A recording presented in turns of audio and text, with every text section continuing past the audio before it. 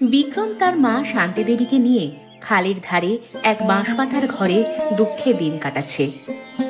বলি, ও বিক্রম, ঘরে যে এক ফোঁটা চাল নেই, এখন কি রান্না করব বলতো? কিছু একটা তৈরি করে নাও মা, আজকের দিনটা চালিয়ে নাও। আমি কালকে চাল আনবার ব্যবস্থা করছি। এভাবে চললে হয়? আমরা এখানে একা থাকি, কার কাছে যাব ধার আনতে? সেই ধার আনতে গ্রামের মধ্যেই যেতে হয়। লক্ষ্মী মা আমার, আজকের দিনটা একটু চালিয়ে নাও। গ্রামের কারোর কাছ থেকে ধার আনো, বলবে কালকে দিয়ে দেব। আমাকে এখন আর কেউ ধার দিতে চায় না। আমাকে দেখলেই সবাই দরজা বন্ধ করে দেয়। আমার কতটা খারাপ লাগে বুঝিস তুই? আমি তো চেষ্টা করছি মা, তুমি তো বোঝো আমি তো কম চেষ্টা করি না কাজের জন্য। এত পড়ালেখা করেছি, কিন্তু তবু একটা কাজ জুটছে না। আমি তোর কষ্টটাও বুঝি বাবা। সেই ছোটবেলা থেকে কত কষ্ট করেই না বড় হয়েছিস। তোর বাবা বেঁচে থাকলে আজকে এত কষ্ট আমাদের করতে হতো না। সেসব কথা বাদ দাও। তুমি দেখো, আমি কাজ পেয়ে গেলে তোমাকে অনেক অনেক সুখে রাখবো। তারপর এই বাঁশপাতার ঘর বদলে নতুন ঘর তুলবো। এত কিছু করতে হবে না রে, আমরা সুখ চাই না। আমি শুধু দেখে যেতে চাই তুই একটা কাজ পেয়েছিস, তোর জীবনটা ভালো হবে। অন্যদিকে গ্রামের জমিদারের মেয়ে অনন্যা। অনন্যার স্বভাবে চটপটে, এক জায়গায় সে স্থির হয়ে থাকতেই পারে না। আর এই যে, আপনি নৌকা চালাতে জানেন তো? এইভাবে তো নৌকা চালানো যায় না, যে কোনো সময় নৌকা উল্টে যেতে পারে। আপনি আমাকে শেখাচ্ছেন? আমি খুব ভালোভাবে নৌকা চালাতে পারি। কতটা পথ আমি নৌকা চালিয়ে এসেছি জানেন? তা তো নদী শান্ত ছিল বলে। নদীর অবস্থা দেখেছেন? ধীরে ধীরে নদীর অবস্থা খারাপ হচ্ছে। নৌকা যদি একবার চালানো শেখা যায়, তাহলে নদী শান্ত থাকুক আর অশান্ত থাকুক, তাতে কোনো সমস্যা হয় না। দেখুন, আমি কিন্তু আপনাকে সতর্ক করে দিলাম। এরপরে কিছু হয়ে গেলে আমার আবার দোষ দেবেন না যেন। আপনার দোষ দেব কেন? আপনাকে আমি চিনি নাকি? আর এই নৌকাটা এভাবে তুলছে কেন? বাঁচাও, বাঁচাও, আমাকে কেউ বাঁচাও, আমাকে জল থেকে তোলো, আমি সাঁতার জানি না। কি হলো? আমি বলেছিলাম না নৌকা উল্টে যাবে? হলো তো আমার কথা। বেশ তো বাহাদুরি দেখাতে এসেছিলেন, এবার কেমন হলো? আপনি এখনো ওখানে দাঁড়িয়ে দাঁড়িয়ে কথা বলছেন? আগে আমাকে বাঁচান, আমি আমি সাঁতার জানি না। বেশি পাকামি করতে গেলে এমনই হয়, বুঝলেন তো? এবার আর কখনো পাকামি করবেন না। এরপর বিক্রম এবং অনন্যার মধ্যে প্রেমের সম্পর্ক শুরু হয়। অনন্যা মাঝে মধ্যে বিক্রমের সঙ্গে দেখা করতে খালের পাড়ে আসতে থাকে। অনন্যা, তোমার বাবা আমাদের এই সম্পর্ক মেনে নেবে তো? আমার তো খুব ভয় হয়। আমি নিশ্চিত তোমার বাবা এই সম্পর্ক কখনোই মেনে নেবে না। সেটা আমিও জানি। আমার বাবা খুব অহংকারী মানুষ। সেখানে তোমার মতো একজন বেকারের হাতে আমাকে কখনোই তুলে দেবে না। তাহলে তাহলে আমাদের এই প্রেমের পরিণতি কি হবে? তোমাকে ভুলে যেতে হবে? না না, এমন অলক্ষণে কথা বলো না। আমি তোমাকে ছাড়া থাকতে পারবোই না, কখনোই ভুলে যেতে পারবো না তোমায়। তাহলে তোমার বাবাকে কিভাবে মানিয়ে নেব আমরা? আমার অবস্থা তো দেখতেই পাচ্ছ। আমার অবস্থা কখনো ভালো হবে বলে মনে হয় না। তোমার অবস্থা যেমনই থাকুক না কেন, আমি তোমার পাশে সব সময় আছি। দেখবে, যদি আমার বাবা রাজি না হয়, তাহলে আমি তোমার সাথে পালিয়ে আসবো। কি বলছো তুমি? তুমি ওই বড় বাড়ি রাজপ্রাসাদ ছেড়ে আমাদের এই বাঁশপাতার ঘরে এসে থাকবে? কেন থাকবো না? আমি তো তোমাকে ভালোবাসি। তুমি যেখানে রাখবে, আমি সেখানেই সুখে স্বাচ্ছন্দ্যে থাকতে পারবো। না না, আমি তোমার জীবনটাকে এভাবে নষ্ট করে দিতে পারি না। তোমার ভবিষ্যৎ সুন্দর হবে। আমার কাছে থাকলে তোমার ভবিষ্যৎ সুন্দর হবে না। যে সুন্দর ভবিষ্যতে তুমি থাকবে না, সেই ভবিষ্যৎ সুন্দর হতেই পারে না। আর সেই সুন্দর ভবিষ্যৎও আমি চাই না। তাহলে? তাহলে আর কিচ্ছু নয়। বাবাকে একবার বলবো, যদি মেনে না নেয়, তাহলে আমি তোমার কাছে পালিয়ে আসবো। শুনেছো ভাবি, ওই বিক্রমের কত বড় সাহস! একটা সামান্য বেকার ছেলে হয়ে রাজকুমারীর দিকে হাত বাড়িয়েছে। রাজকুমারী আবার কে? এখানে আমাদের রাজাই বা কে? কি বলছিসটা কি তুই? আমি তো কিছু বুঝতেই পারছি না। আরে ধুর, আমি জমিদারের মেয়ের কথা বলছি। জমিদারের মেয়ের সাথে ওই বিক্রম প্রেম শুরু করেছে। মাঝে মধ্যেই তো দেখি খালের পাড়ে দুজনে বসে গল্প গুজব করছে। কি বলিস? আমাদের গ্রামে আবার এসবও শুরু হয়েছে? জমিদার বাবু কি এখনো সেসব কথা জানে না? মনে হয় না, কারণ জমিদার বাবু যেমন অহংকারী মানুষ, তিনি এই সম্পর্ক কোনোদিন মেনে নেবেন না। আহারে, বেচারা বিক্রম, না জানি বিক্রমের কি অবস্থা হয়। জমিদার বাবু তো ভালো মানুষ নয়। এসব কথা যদি জমিদার বাবুর কানে যায়, তাহলে বিক্রমকে জমিদার বাবু মেরেই ফেলবে। বিক্রমের এমন অবস্থা হতে আর বেশি দেরি নেই বলে মনে হয়, কারণ আজকালের মধ্যেই দেখবি জমিদার বাবু সমস্ত কথাই জেনে গেছেন। যা হবে ভালোই হবে। বিক্রমের উচিত হয়নি জমিদার বাবুর মেয়ের সাথে প্রেম করার, কারণ বিক্রম ভালোভাবেই জানে চাঁদের দিকে হাত বাড়ালে হয় না। শুধু চাঁদের দিকে হাত বাড়ায়নি রে, সেরা কাঁথায় শুয়ে লাখ টাকা স্বপ্ন দেখেছে। ভালোই দান মেরেছে। জমিদার বাবু একবার যদি মেনে নেয়, তাহলে সমস্ত রাজত্ব বিক্রমের। বাদ দে, আমাদের আর কি করার, আমরা শুধু তাকিয়ে তাকিয়ে ঘটনাগুলো দেখতে পারবো। শুনেছ তোমার আদরের মেয়ে কি করেছে? বেশ তো বলতে, শাসন করো না, শাসন করো না। শাসন না করবার ফলে এখন কি হয়েছে দেখো। আহা, তুমি এমন করছো কেন? জীবনটা হলো অনন্যার নিজের। অনন্যা নিজে বুঝবে তার কাকে ভালো লেগেছে, কাকে ভালো লাগেনি। তাই বলে ওই সামান্য বেকার ছেলেটাকে পছন্দ করবে, যার কোনো বাড়ি ঘর নেই, বংশ পরিচয় নেই, খালের ধারে বাঁশ পাতা দিয়ে একটা ঘর তৈরি করে থাকে? এখন তোমার মেয়ে যদি সেখানে গিয়ে শান্তি পায়, তাহলে তো তুমি কিছু করতে পারবে না। কে বলেছে করতে পারবো না? আমি আমার মেয়েকে কোনোভাবেই ওই গরিব ঘরে যেতে দেব না। আমার মেয়ের কষ্ট হবে। আর ওই ছেলের সাথে যদি বিয়ে না দাও, তাহলে তোমার মেয়েটা যে কষ্ট পাবে। সেই কষ্ট থাকবে কয়েকদিনের, কিন্তু গরিব ঘরে বিয়ে হলে সেই কষ্ট থাকে সারা জীবনের। তাহলে এখন কি করবে? মেয়েটাকে কিভাবে বোঝাবে? মেয়ে কিন্তু তোমার কথা একদমই শুনবে না। সেটা আমি ভালোভাবেই জানি। আমি ভেবেছি ওর বিয়ে দিয়ে দেব। পাশের গ্রামের জমিদার ছেলের সাথে ওর বিয়ে ঠিক করেছি আমি। এই যে এত সহজে বিয়ে ঠিক করে ফেলেছো, ওকে রাজি করানো কিন্তু এত সহজ বিষয় হবে না। তুমি নিজেই ওর সাথে কথা বলে দেখো। ঠিক আছে, আমি নিজেই ওর সাথে কথা বলছি। আমি কথা বললে আমার কথা ও ফেলতে পারবে না। কি হলো? তুমি এভাবে কাঁদছো কেন? আর এভাবে আমাকে এত জরুরি তলব করলে যে? যেই ভয় পেয়েছিলাম আমরা, সেটাই হলো। বাবা সমস্ত কিছু জেনে গেছে, আর বাবা আমাদের সম্পর্কটা অস্বীকার করেছে। কি বলছো তুমি? তাহলে এখন কি হবে? আমি তোমাকে কোনোভাবেই ভুলে যেতে পারবো না। আমি তোমাকে ছাড়তে পারবো না, বিশ্বাস করো। আমি জানি, আর আমিও তোমাকে ছেড়ে বেঁচে থাকতে পারবো না। আমাদেরকে কিছু একটা করতে হবে। তুমি বলো আমরা কি করতে পারি? আমি কিসের ভরসায় তোমাকে কিছু করতে বলবো বলো তো? আমি একটা বেকার ছেলে, তোমাকে আমি ভালোভাবে রাখতে পারবো কিনা আমি সেটাও জানি না। সে নিয়ে তুমি চিন্তা করো না, আমি তোমার পাশে আছি। ভবিষ্যতে তুমি নিশ্চয়ই কিছু একটা করতে পারবে, কিন্তু এখন তুমি আমাকে বলো আমি কি করব। আমাদের হাতে শুধু একটা উপায় বেঁচে আছে, আমাদেরকে পালিয়ে যেতে হবে। তুমি কি আমার হাত ধরে পালাতে পারবে? পারবো না কেন? অবশ্যই পারবো। আমি তো তোমার এই অনুমতির অপেক্ষাতেই ছিলাম। বলো কবে পালাবে? যদি পালাতে চাও তাহলে আজকে রাতেই পালাবো আমরা। বেশি দেরি করা যাবে না। আমি বেশি দেরি করতে চাই না, তাহলে বাবা আমার অন্য জায়গায় বিয়ে দিয়ে দেবে। আমি আজ রাতেই পালিয়ে আসবো। কিন্তু তোমার বাবা যদি আমাদেরকে ধরবার জন্য লোক পাঠায়? সে নিয়ে তুমি কোনো চিন্তা করো না, আমি তোমার পাশে আছি।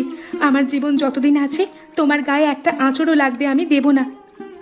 বেশ, তাহলে আজকে রাতে এখানেই আমরা দেখা করব, কেমন? তুমি চলে এসো, আমি তোমার জন্য অপেক্ষা করব। ঠিক আছে, তাহলে এখন আমি যাই। অনন্যা এবং বিক্রম দুজনে পালিয়ে গিয়ে বিয়ে করে বিক্রমের বাঁশপাতার ঘরে এসে উপস্থিত হয়। বিক্রম, এটা তুই কি করেছিস? আমাকে না জানিয়ে তুই একা একা বিয়ে করে বউ নিয়ে ঘরে এসেছিস? মা, আমি অনন্যাকে খুব ভালোবাসি। তুমি ওকে মেনে নাও, অমত করো না মা। তুই এটা ভাবলি কিভাবে যে আমি একজন জমিদারের মেয়েকে মেনে নেব? আমি কোনোদিন এই বিয়ে মেনে নেব না। তুই তুই এই মেয়েকে ফিরিয়ে দিয়ে আয়। এটা সম্ভব নয় মা, আমরা তো বিয়ে করে ফেলেছি। এটা তুই কেন করলি? তুই জানিস না এই বিয়ে কোনোদিন ওই জমিদার মেনে নেবেন না। আর তাছাড়া আমাদের এই অভাবের ঘরে এই মেয়ে থাকবে কিভাবে? ও থাকতে পারবে না। আমরা দুজন দুজনকে ভালোবাসি। এবার থেকে আমি আরো ভালোভাবে কাজ করবার চেষ্টা করব। তোর যা খুশি তাই কর। আমাকে না জানিয়ে যখন বিয়ে করে নিয়ে আসতে পেরেছিস, তখন আমার মতামতের আর কোনো প্রয়োজন আছে নাকি তোর কাছে? মা, আমি তো ভেবেছিলাম তুমি এই বিয়ে মেনে নেবে। এটা তুই মিছে মিছে ভাবতে গেলি কেন? আমার এক কথা, আমি এই বিয়ে কোনোদিন মেনে নেব না। তোর যা খুশি তাই কর। আগে খাবারটা শেষ করো, তারপর রান্নার কাজ করা যাবে। না মা, বিক্রম তো কাজ খুঁজতে গেছে, চলে এসেই তো আবার খাবার চাইবে। আমি বরং খেতে খেতেই রান্নাটা শেষ করে ফেলি। এসব তোমার অভ্যেস আছে নাকি? এমনিতেও এই বাড়িতে মাটির চুলোতে রান্না করতে পারছো না, আবার এদিকে পেঁয়াজ মরিচ দিয়ে ভাত খাচ্ছ। বলি, তরকারি ছিল না? না মা, সকালে আপনাকে খাবার দেবার পর আপনার ছেলে দুবার খাবার খেয়েছে, তাই যতটুকু তরকারি ছিল ওকেই দিয়ে দিয়েছি। আমি বুঝতে পারছি না তুমি এই বাড়িতে থেকে কেন এত কষ্ট করছো। তোমার বাবা জমিদার, চলে যাও না মা। আমি যখন একবার এই বাড়িতে এসেছি, আমি আর কোনোদিন এই বাড়ি ছেড়ে যাব না। এটাই এখন আমার শেষ ঠিকানা। আমি যত ভাবি তোমাকে মেনে নেব না, তত তুমি আমাকে মুগ্ধ করে দাও। তোমাকে মেনে না নিয়েও থাকতে পারি না। আমি জানি আমাকে আপনি কোনোদিন মেনে নেবেন না, আমাকে আপনার পছন্দ নয়, তবে আপনি যেমন মানুষ ভাবছেন আমি তেমন মানুষ নই। কে বলেছে তোমাকে আমি মেনে নেব না? তোমাকে তো আমি মেনেই নিয়েছি, শুধুমাত্র এই কটা দিন তোমাকে একটু পরীক্ষা করলাম। কি বলছেন মা? তাহলে কি আপনি আমাকে মেনে নিয়েছেন? অবশ্যই তোমাকে আমি মেনে নিয়েছি। তোমাকে আমি আশীর্বাদ করি, এই সংসার তুমি ভরিয়ে রেখো। অনন্যা, অনন্যা, কোথায় গেলি তুই? আমি তোকে নিতে এসেছি। এই ঘরে তোকে থাকতে হবে না, চলে আয় তুই আমার সাথে।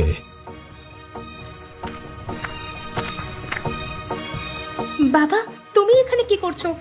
এখানে এত লোকজন নিয়ে এসে চিৎকার করছো কেন? আমি তোকে নিয়ে যেতে এসেছি, তুই চল মা। এই গরিব ঘরে তোকে আর থাকতে হবে না, আমি তোর সব ভুল মাফ করে দিয়েছি। আমি তো তোমাকে ভুলগুলো মাফ করতে বলিনি, তুমি ভুলগুলো মনে রেখে আমার থেকে দূরে থাকো। আমি এই বাড়ি থেকে কখনোই যাব না। কি বলছিস কি তুই? আমি দেখতে পাচ্ছি এ বাড়িতে তুই ভালো নেই। সব সময় ওই বড় বাড়িতে ছিলিস, আর এখন এই বাঁশপাতার ঘরে। তুমি যেটা দেখছো সেটা তো সত্যি নাও হতে পারে। আমি এই বাড়িতে সত্যি খুব ভালো আছি। আমি তোমার বাড়িতে গেলে একদম ভালো থাকবো না। আমি তোকে জন্ম দিয়েছি, ছোটবেলা থেকে লালন পালন করেছি, বড় করেছি, আর তুই এ কথা বলতে পারলি? তুমি আমার ভালো থাকার কথা একবারও চিন্তা করনি বাবা। আমি বিক্রমের সঙ্গেই ভালো থাকবো, এটা তোমার বোঝা উচিত ছিল। তার মানে তুই আমার সাথে যাবি না? না বাবা, তোমাকে এভাবে ফিরিয়ে দিতে আমার খারাপ লাগছে, তবু আমি তোমার সঙ্গে যেতে পারবো না। আমাকে ক্ষমা করে দিও। ওই দেখো, সেদিন তোমাকে বললাম না এই মেয়ে বিক্রমের সাথেই পালিয়ে আসবে, দেখতে পারলে তো? কি আর করার, মেয়েটা নিজের কপাল নিজেই পুড়িয়েছে। অমন জমিদার বাড়ি রেখে এমন বাঁশপাতার ঘরে এসে কে থাকে ভাই? তবে একটা দিক ভালোই করেছে, যার সাথে প্রেম করেছে তার সাথেই পালিয়ে এসেছে, হাত তো ছেড়ে দেয়নি। তবে এমন কি আর হয়েছে বলো? একসাথে ওই গরিব ঘরে না থেকে আলাদা হয়ে বড়লোক ঘরে থাকা অনেক ভালো। অভাব যখন ঘরে আসে না, তখন ভালোবাসা দরজা দিয়ে পালিয়ে যায়। আমার কিন্তু তেমনটা মনে হয় না। মেয়েটাকে দেখে যথেষ্ট ভালো মনেরই মনে হচ্ছে। কত বড় ঘর থেকে এসে এখানে পড়ে আছে, আর কত ভালোভাবে কাজ করছে দেখো।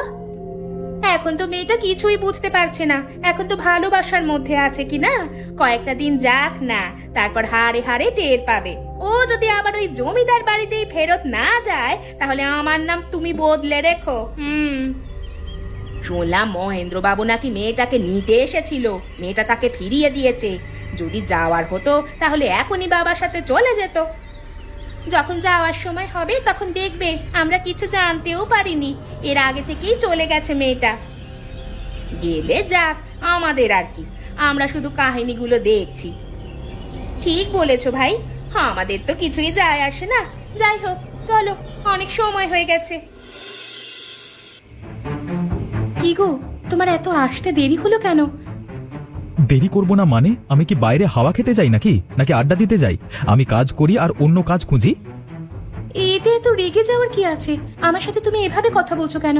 আমি তো স্বাভাবিক একটা প্রশ্ন করলাম। কিসের স্বাভাবিক প্রশ্ন করলে? ঘরে ঢুকতে না ঢুকতে চাওয়া শুরু করে দিয়েছো। আমি কৈফিয়ত দেওয়ার জন্য বসে আছি নাকি? তুমি আমার সাথে এভাবে কথা বলছো, আমি বুঝতে পারছি না তুমি এমন বদলে যাচ্ছ কেন। বদলে যাব না কেন? যেখানে একটা কাজ করবার কথা তোমাকে ভালো রাখবার জন্য, সেখানে আমার আরো 5টা কাজ খুঁজতে হচ্ছে। আমি তো তোমাকে বলিনি আরো 5টা কাজ করতে। তুমি একটা কাজ করলেও আমি খুশি, তুমি কাজ না করলেও আমি খুশি। ভালোই বলেছ। তারপর গ্রামের লোকজন আমাকে নিয়ে নিন্দে করুক, এমনিতেও গ্রামের লোকজন আমাকে কথা শোনাতে ছাড়ে না তোমাকে বিয়ে করেছি বলে। এখন গ্রামের লোক তোমাকে নিয়ে নিন্দে করছে, সেটাও কি আমার দোষ নাকি? আমি কি তাদের গিয়ে বলেছি তোমার নামে নিন্দে করতে? তোমাকে বিয়ে করবার জন্যই তো এমন হয়েছে। কেন যে গরিব হয়ে জমিদার ঘরে বিয়ে করতে গেলাম কে জানে। তাহলে তুমি কি বলছো?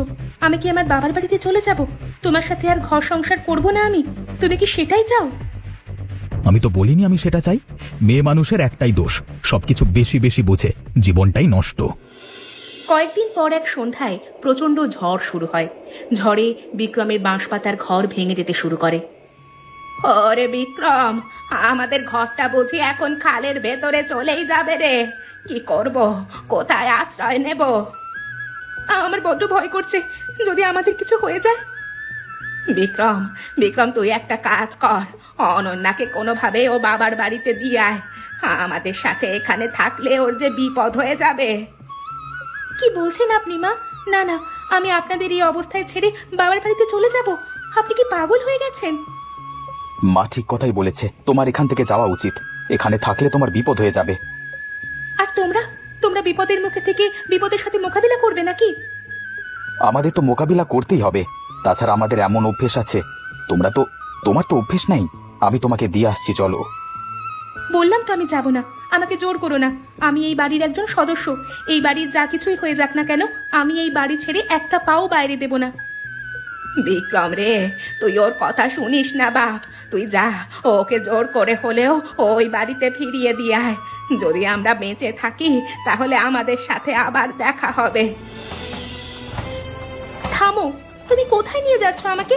আমি বারবার করে বলছি ওই বাড়িতে আমি ফিরে যাব না। দেখো, এমন জেদ করো না। যদি তোমার কিছু হয়ে যায় আমি তোমার বাবাকে কি জবাব দেব বলো তো? আমার বাবাকে কোনো জবাব দেওয়ার প্রয়োজন নেই। তুমি যদি বেঁচে থাকো তাহলে আমিও বেঁচে থাকবো, আর তোমাদের কিছু হয়ে গেলে আমারও কিছু হয়ে যাবে। না না, হতে দিতে পারি না। তোমাকে আমি বিয়ে করে আমার বাড়িতে নিয়ে এসেছি, কিন্তু তুমি তোমার বাবার একমাত্র মেয়ে। তাতে কি হয়েছে? আমিও তো তোমার একমাত্র বউ। দেখো, আমি যদি এবার ওই বাড়িতে ফিরে যাই, বাবা কোনোদিন আমাকে ফিরিয়ে দেবেন না। তাতে আমার কোনো আফসোস নেই। তুমি বেঁচে থাকবে, এটাই তো অনেক কিছু। আমরা চাই না তোমার কোনো বিপদ হোক, আমরা এটা মানতে পারবো না। এবার কিন্তু বেশি বেশি হয়ে যাচ্ছে। তুমি আমাকে এভাবে জোর করে দিয়ে আসতে পারো না। এভাবে জেদ করো না, আমার কথাটা একটু মানবার চেষ্টা করো। আমি তোমার কোনো কথা শুনবো না এবং মানবো না। গেলাম আমি। অবশেষে মহেন্দ্রবাবু বুঝতে পারেন অনন্যা এই বাঁশপাতার ঘরেই সুখে আছে। তাই তিনি নিজের ভুল বুঝতে পেরে অনন্যার কাছে ক্ষমা চাইতে চলে আসেন। বাবা, তোমরা এখানে দুজনে? কিভাবে যে বলবো, আমি তোর কাছে ক্ষমা চাইতে এসেছি মা। আমি আমার ভুল বুঝতে পেরেছি। আমি বুঝতে পেরেছি তুই এই বাঁশপাতার ঘরে থেকেই সুখী থাকবি। কি বলছো বাবা তুমি? কালকে রাতে তোর চিন্তায় আমি এ বাড়িতে তোকে নিতে এসেছিলাম ঝড়ের মধ্যে। তখন তোর সমস্ত কথা আমি আড়াল থেকে শুনেছি। তখন বুঝতে পেরেছি তোর আসল সুখ এখানেই আছে। বাবা তুমি বিশ্বাস করো, আমি বিক্রমকে পছন্দ করে কোনো ভুল করিনি। ও ভালো মানুষ, ও জীবনে অনেক সফল হবে। আমি বুঝতে পেরেছি ও ভালো মানুষ, তাই তো ছুটে এসেছি তোর কাছে ক্ষমা চাইতে। ক্ষমা করে দিবি না মা? দেব বাবা, অবশ্যই দেব। বাবা, তুমিও আমাকে ক্ষমা করে দিও। আমি টাকার অহংকারে ভুলে গিয়েছিলাম আসল মানুষ কাকে বলে। আমি জানতাম একদিন আপনার ভুল ভাঙবেই, আর আপনি আপনার মেয়েকে মেনে নেবেন। শুধু আমার মেয়েকে নয়, আমি তোমাকেও মেনে নিলাম। তোমাকে আমি আমার জমিদারি দিতে চাই। ক্ষমা করবেন বাবা, জমিদারি নেওয়ার মতো সাহস এখনো আমার হয়নি। আমার কাছে কিছু টাকা জমানো আছে, আমি তা দিয়ে ব্যবসা করতে চাই। বেশ, তাহলে তুমি ব্যবসা করো, আমি তোমাকে সাহায্য করব। আর যখন তোমার জমিদারি নেওয়ার সাহস হবে তখন তুমি অবশ্যই জমিদারি নেবে। আজকে আমি অনেক খুশি বাবা, তোমাকে অনেক অনেক ধন্যবাদ। আজকে আমিও খুশি।